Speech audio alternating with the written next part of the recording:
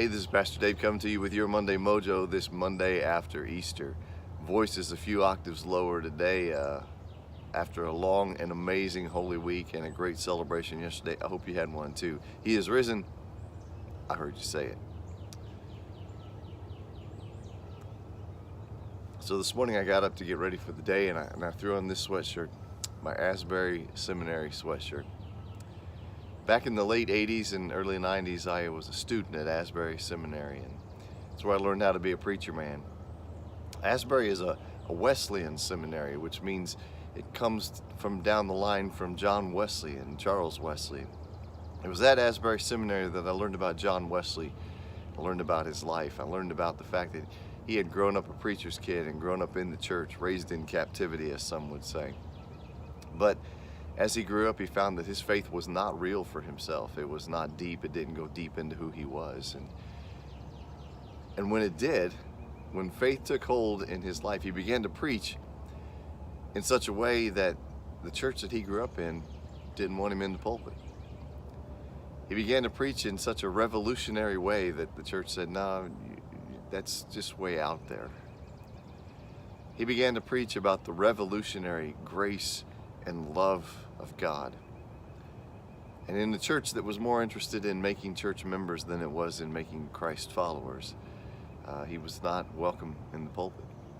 So he began to preach out in the fields and largely to the coal mining workers of his day. I remember the story tells that one of the ways, because they would come out with this coal soot all over their face, it was just black. So sometimes he said it was hard to tell whether there was anything going on, whether he was connecting with them at all, but every once in a while he would see a tear trace the blackness of their face. He knew the story about God's grace and revolutionary love was getting through. I tell you that story today because I wonder if my preaching is so revolutionary